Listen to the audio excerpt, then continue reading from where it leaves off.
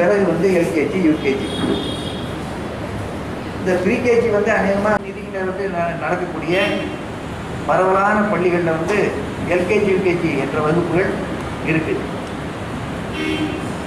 அது வந்து நாங்கள் வந்து ஒன்றாவது நான் வச்சுக்கிறேன். நான் ஒன்றாவது சேர்றப்போனா என்ன விதிமுறை இருக்குதுன்னா 6 வயது முடிஞ்சவங்களை தான் ஒன்றாவது சேர்த்துக்கலாம் என்று அந்த முறை வந்தது. அது இப்போ நீண்ட காலமாக அது தொடர்ந்து நடைமுறையில் இருந்துட்டு. பெற்றோர்கள் என்ன பண்ணுறாங்கன்னா, யாராவது ஒரு கிட்ஸ் ஸ்கூல், ஒரு மழலையர் பள்ளி துவக்கணும்னா முன்வருவார். எப்பவுமே அதிகாரத்தில் இருக்கக்கூடிய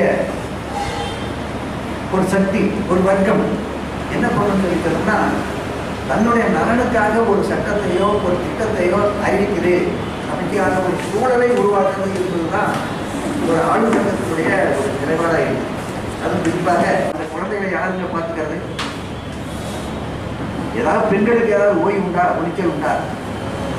ஆம்பளை போய் சம்பாதிச்சுட்டு வந்து சோறு போட்டுட்டு இருக்கிறான். பிறகு இந்த நாட்டில் ஆணுக்கும் ஓய்வு இல்லை, பெண்ணுக்கும் ஓய்வு இல்லை.